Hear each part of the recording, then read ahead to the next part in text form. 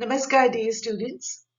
एक अंतराल के बाद मैं doctor Vibha Sharma, associate professor, government law college Ajmer, आज फिर आप लोगों के साथ में ज्यूरिस्प्रूडेंस यानी विधि शास्त्र के अंतर्गत एनालिटिकल स्कूल विश्लेषणात्मक विचारधारा के इस 5वें भाग के साथ उपस्थित हूँ।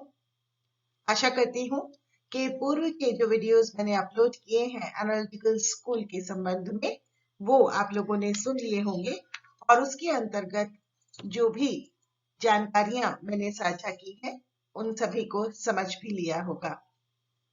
जैसा कि आप देख ही सकते हैं, आज के इस वीडियो में हम एनालिटिकल स्कूल के अंतर्गत हांस केल्सन के द्वारा जो प्योर थ्योरी ऑफ लॉ यानी विधि के विशुद्ध सिद्धांत का जो वर्णन किया गया है उसके बारे में थोड़ी चर्चा करेंगे।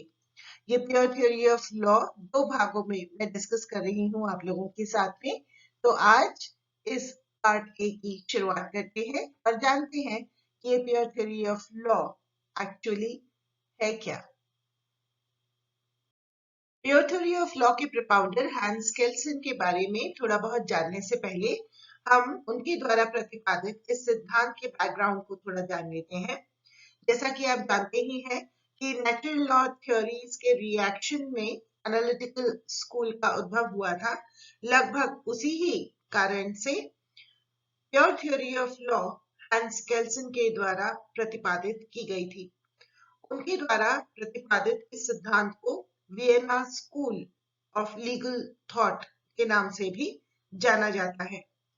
यूं तो इस सिद्धांत की प्रतिपादना 1911 से ही प्रारंभ हुई थी, लेकिन विभिन्न तरह के जो हालात हो चुके थे, विश्व में जो परिवर्तन हो रहे थे, राष्ट्रों के और अंतरराष्ट्रीय जो कंडीशंस थी उस समय की, तो इन सभी का कुल मिलाकर के इस तरह से उसे देखा गया कि ये सभी कारण रहे प्योर थ्योरी ऑफ लॉ के प्रतिपादन में।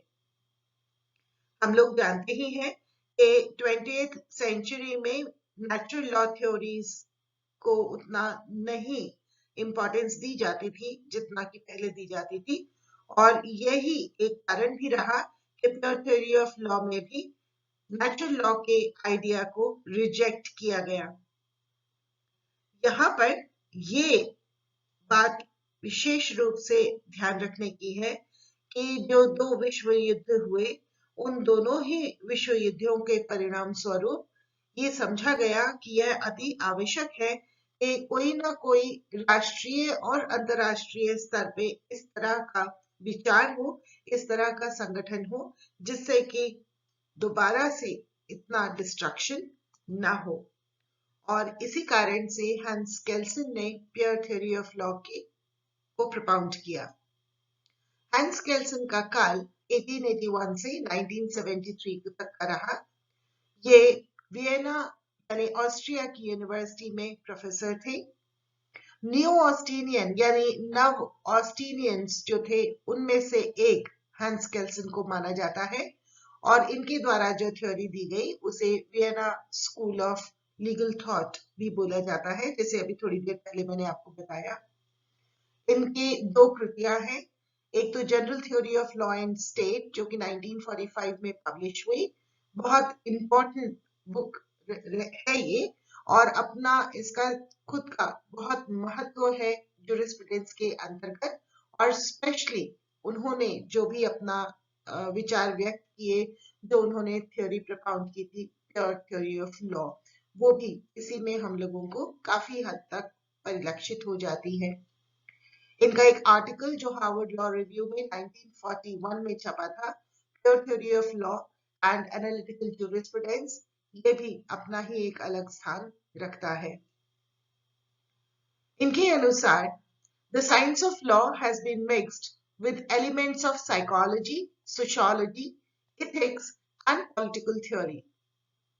विधि के विज्ञान में मनोविज्ञान, समाजशास्त्र, नीति शास्त्र तथा राजनीतिक सिद्धांतों के तत्वों का मिश्रण हो गया है, और इसी कारण से इन्होंने अपने इस particular article pure theory of law and analytical jurisprudence के अंतर्गत बतलाया कि उन्होंने प्योर थ्योरी ऑफ लॉ यानी विधि के विशुद्ध सिद्धांत का प्रतिपादन किया है। तो अब जान लेते हैं कि प्योर थ्योरी ऑफ लॉ यानी शुद्ध विधि का सिद्धांत दरअसल किस तरफ इशारा करता है। तो सबसे पहले हमें ये समझ लेना है कि ये शुद्ध विधि यानी प्योर थ्योरी ऑफ लॉ ये दरअसल किस बारे में बात कह रहा है कि विधि की किस तरह से शुद्धता होनी चाहिए, उसको कैसे प्योर होना चाहिए। So pure theory of law separates all the extraneous factors while identifying the positive law. शुद्ध विधि का सिद्धांत निश्चयात्मक विधि की पहचान में इससे बाह्य सभी तत्वों को अलग कर देता है। यानी निश्चयात्मक विधि से इतर जो भी तत्व हैं, यानी जो उससे बाहर के तत्व हैं, उनको निश्चयात्मक विधि से अलग करता है।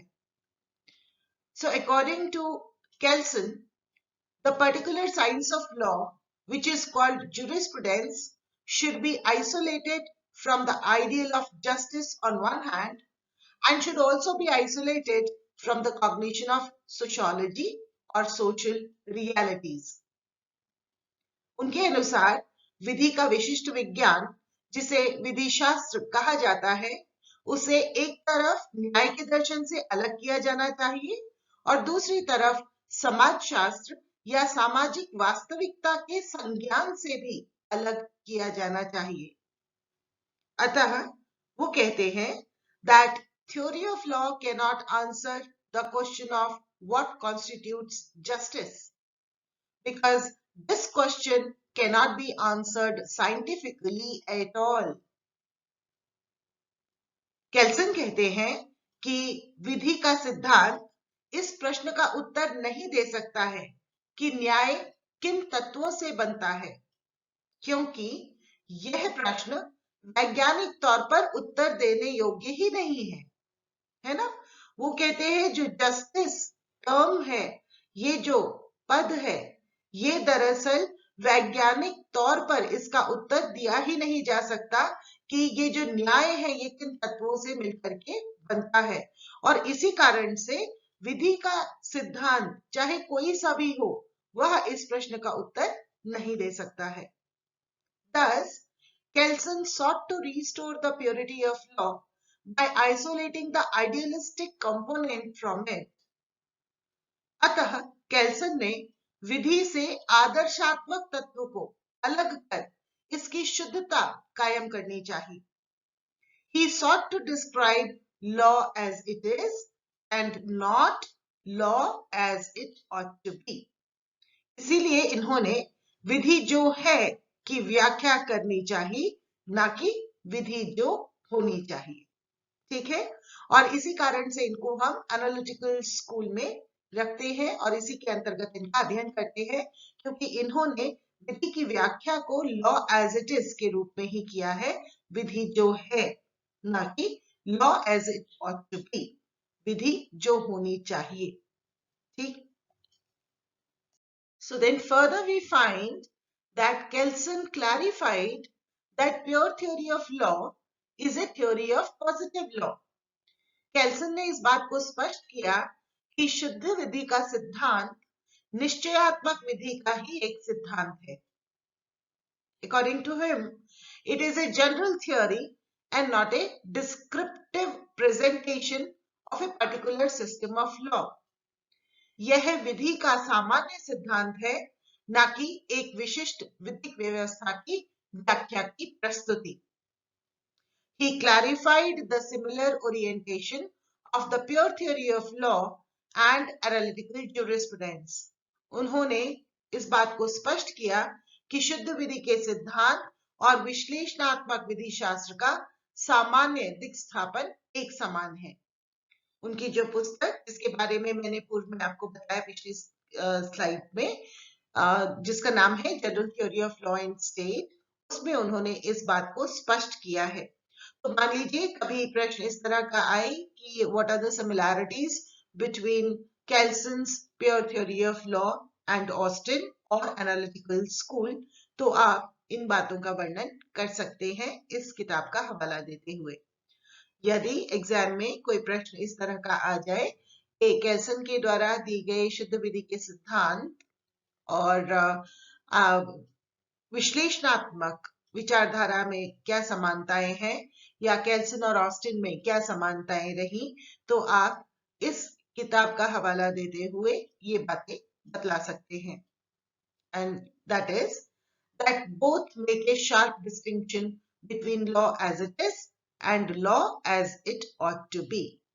दोनों ही विधि जो है तथा विधि जो होनी चाहिए में तीक्ष्ण विभेद करते हैं, है ना। ऑस्टिन ने भी इसी तरह की बात कही थी पॉजिटिविस्ट के रूप में। एनालिटिकल पॉजिटिविज्म जब हमने पढ़ा है तो हम जानते हैं इस बात को। Thereafter we find that neither of the two are related to the evaluation of law with reference to morality or politics or sociological descriptions. दोनों ही ना तो विधि के नैतिक और राजनीतिक मूल्यांकन या समाजशास्त्रीय व्याख्या से संबंधित है ना। ऑस्टिन ने भी ये कहा था कि लॉ के कंसर्न में से ये सारे के सारे एस्पेक्ट्स निकाल देने चाहिए। Law should not be concerned with the morality or the political aspects of life as well as the sociological realities, है ना? And then we find that both point out the coercive character of law. दोनों ही विधि के उत्पीड़क लक्षण को दर्शाते हैं। आपको याद ही है ऑस्टिन ने तो सीधे यही कहा है ना, law is the command of the sovereign. और कमांड जब शब्द यूज किया तो उन्होंने उसको डिस्क्राइब भी उसी तरह से किया कि जो पॉलिटिकल सुपीरियर है वो अपनी बात अगर इच्छा जाहिर करता है तो जो पॉलिटिकल इंफीरियर्स है वो उसकी बात को मानते हैं, और अगर वो ना माने तो उसके कुछ परिणाम भी होते हैं। इसी तरह से केल्सन महोदय के प्योर थ्योरी ऑफ लॉ में भी हम कोर्सिव कैरेक्टर ऑफ लॉ विधि के उत्पीड़क लक्षण को देखते हैं, पाते हैं। ठीक है। Now we come to the main characteristics of the pure theory of law. शुद्ध विधि के सिद्धांत के प्रमुख लक्षणों को अब हम जान लेते हैं। इस स्लाइड के माध्यम से जो भी इस थ्योरी के प्रमुख लक्षण हैं उनको हम पहले समझ लेंगे, तो हमें प्योर थ्योरी ऑफ लॉ यानी शुद्ध विधि के सिद्धांत को जब हम विस्तार से समझना प्रारंभ करेंगे तो उसे समझने में हमें बहुत ही आसानी हो जाएगी। और इसी कारण से आज मैं आप लोगों के साथ में प्योर थ्योरी ऑफ लॉ की जो मेन कैरेक्टरिस्टिक्स हैं उनके बारे में चर्चा कर रही हूँ। So we find that the aim of a theory of law, as of any science, is to reduce chaos and multiplicity to unity. अन्य किसी विज्ञान की तरह इस सिद्धांत का लक्ष्य अव्यवस्था और विविधता को कम कर एकता की स्थापना करना है। Then we find that legal theory is science, not volition. विधिक सिद्धांत की प्रकृति वैज्ञानिक है, संकल्पनात्मक नहीं। अब ये संकल्पनात्मक नहीं होने का क्या अर्थ है? तो बहुत सीधी सी बात कि ऐसा नहीं है कि किसी बात के बारे में कोई संकल्पना कर ली गई है और उसके बाद में उस बारे में आगे की बात कही गई है। यह तो किस प्रकृति की है? वैज्ञानिक प्रकृति की है, तथ्यों पर बात करती है। और इसीलिए it is knowledge of what the law is, not what the law ought to be. यह विधि क्या है का ज्ञान है, विधि क्या होनी चाहिए का ज्ञान नहीं है, है ना। तो इस थ्योरी में भी विधि क्या है उसके बारे में बात की गई है। इसके अलावा हम पाते हैं that the law is a normative, not a natural science. इस थ्योरी के अनुसार विधि मानकीय विज्ञान है, ना कि प्राकृतिक विज्ञान, यानी प्रकृति से प्राप्त विज्ञान नहीं है। ये दरअसल मानकों पर आधारित विज्ञान है। उसके बाद हम पाते हैं that the legal theory as a theory of norms is not concerned with the effectiveness of legal norms. मानकों के सिद्धांत के रूप में विधि के सिद्धांत का संबंध विधिक मानकों की प्रभावकारिता से नहीं है। बहुत सीधी सी बात है, इसको आसानी से हम समझ सकते हैं। जैसे चाइल्ड मैरिज रिस्ट्रेंट एक्ट है, तो एक्ट तो अपनी जगह पर बना हुआ है ना, और उसके अंतर्गत बातें भी बतला रखी हैं कि कब दंड दिया जाएगा यदि चाइल्ड मैरिज होती है, तो उसमें किन किन को दंड दिया जाएगा, कितना दिया जाएगा, तो सभी कुछ दे रखा है। लेकिन वह कितना प्रभावी है उसके बारे में तो हम चर्चा नहीं करेंगे इस सिद्धांत के अंतर्गत, क्योंकि इस सिद्धांत के अनुसार ये बात तो स्पष्ट है कि मानकों के सिद्धांत के रूप में विधि के सिद्धांत का संबंध विधिक मानकों की प्रभावकारिता से नहीं है। ठीक है ना। उसके बाद में हम पाते हैं, a theory of law is formal, a theory of way of ordering, changing contents in a specific way. विधि का सिद्धांत प्रारूपिक है जो विधि की अंतर वस्तु में विशिष्ट तरीके से परिवर्तन के द्वारा व्यवस्था स्थापित करने के माध्यम का सिद्धांत स्पष्ट करता है। It clarifies that particular aspect. And then further we find that the relation of legal theory to a particular system of positive law is that of possible to actual law. विधि के सिद्धांत का निश्चयात्मक विधि की एक विशिष्ट प्रणाली के साथ वही संबंध है जो संभव का वास्तविक विधि से होता है। यानी सीधी बात अगर कहें तो ये थ्योरी जनरल एस्पेक्ट्स को कवर करती है, किसी पर्टिकुलर सिस्टम के बारे में बात नहीं करती है। ये सिद्धांत सामान्य रूप से विधि के संबंध में बात करता है, न कि किसी एक विशिष्ट प्रणाली के बारे में। ठीक है ना। तो आशा करती हूं कि जो ये प्योर थ्योरी ऑफ लॉ के मेन कैरेक्टरिस्टिक्स हैं, प्रमुख लक्षण हैं, आप लोगों को स्पष्ट हो गए होंगे और समझ भी आ गए होंगे।